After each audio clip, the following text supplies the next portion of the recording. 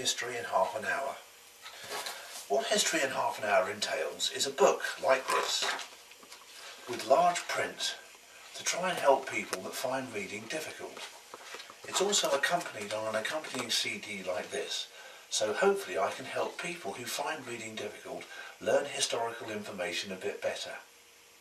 So, without further ado, I would like to present to you the first film I've made of this series, Bonnie and Clyde. Let's take it away. I hope you enjoy it.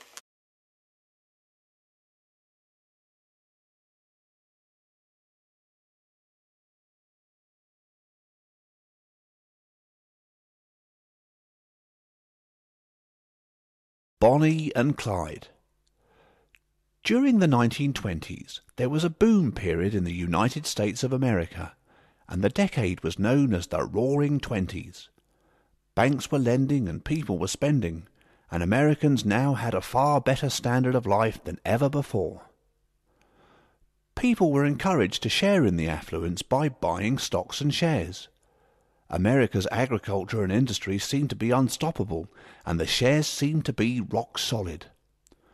The only problem was that people soon started overspending, and when the banks asked for their money back, people didn't have it to give.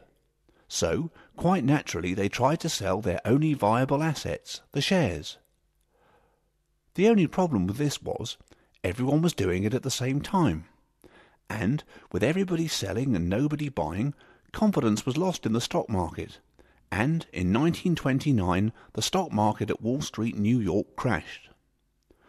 Millions of Americans now lost everything they had, as the banks started trying to repossess people's land and houses in an attempt to get their money back. Some people killed themselves because they couldn't face the hard road ahead. But for the ones that lived, they now entered a new period of American history known as the Great Depression. Other factors, of course, had contributed to the Depression, such as over-farming, which exhausted a lot of previously fertile farmland, and a natural weather disaster known as the Great Dust Bowl, which turned once fertile farmland into a barren waste ground. So, by the turn of the 1930s, the once most affluent nation on earth was in an almighty economic slump. It's hard for many Westerners today to realise just how desperate hunger and poverty can make people, as your average Westerner always overeats and has somewhere warm to sleep. But in the 1930s, staying alive on a daily basis was a challenge in itself. Homeless people ate out of soup kitchens and garbage cans and slept wherever they could find shelter. Quite naturally, desperate times make desperate people, and many turned to crime as they had no other way of making a living. Some, however, turned to crime because it was an easy life, and the 1930s turned out many colourful criminals, including America's most colourful criminal duo, Bonnie and Clyde. Many of us today base our image of Bonnie and Clyde on the 1969 film, which portrayed them as a couple of romantic Robin Hood-style outlaws who were merely victims of their circumstances. But there is strong historical evidence based on police records and people who knew them to say that they were in fact a couple of mercenary psychopathic thugs who, although they never set out to kill, if anyone got in between them and money, they were shot dead. But it seems having a woman in on the act of armed robbery makes it a slightly less nasty business and softens it a bit, because if the truth were accurately portrayed, not so many people would have wanted to have gone and seen the film. Clyde Chestnut Barrow was born to a poor family of Texan sharecroppers in 1909. From an early age, the young Clyde showed a deep-seated resentment towards the people that could afford the finer things in life, like his two passions, guns and cars. The young Clyde also showed early psychopathic signs, as he appeared to enjoy the feeling of power that torturing small animals gave him. By his late teens and early 20s, he was regularly in trouble with the law for armed robbery and grand theft auto, and by 1929 he found himself in prison serving a 5-year stretch for armed robbery. In those days, prisons were far harder than they are today. Prison would have meant chain gangs and hard labour.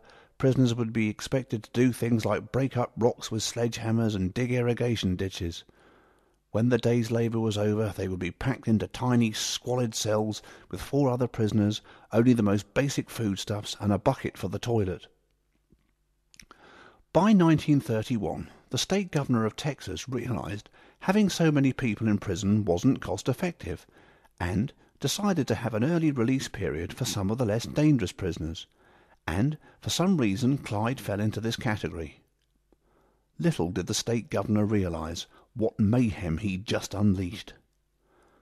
Upon release from prison, Clyde, with even less chance of finding a job than before with his criminal record, went back to doing what he knew best, crime, and was soon wreaking havoc across the state of Texas, committing armed robberies and grand theft auto.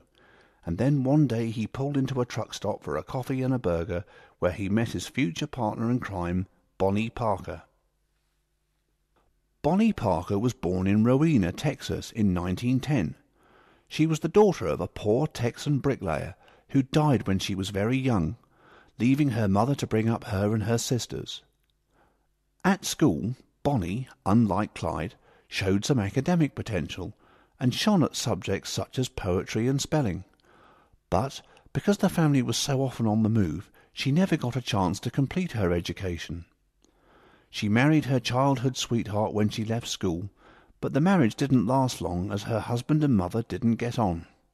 And by 1931 she found herself divorced, fed up, and working as a waitress in a truck stop. She hated her job, but knew she was lucky to have it, as it provided a basic wage as well as meals on duty. She was quite a pretty woman and used to get chatted up by a lot of the truckers, but she wasn't stupid and realized they only had one thing on their mind. One day she was passing the time of day, bored out of her mind. A handsome young man pulled in. This young man was charming and had much better manners than most of the pigs that ate there.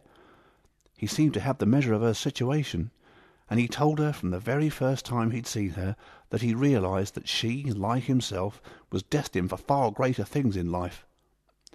Because Clyde had latent homosexual tendencies, his sexual interest in Bonnie wasn't great, but he soon became infatuated with her. Bonnie now found herself looking forward to Clyde's visits. Then one day she asked him, "What do y'all do for a living, anyway?" He replied, "I rob banks."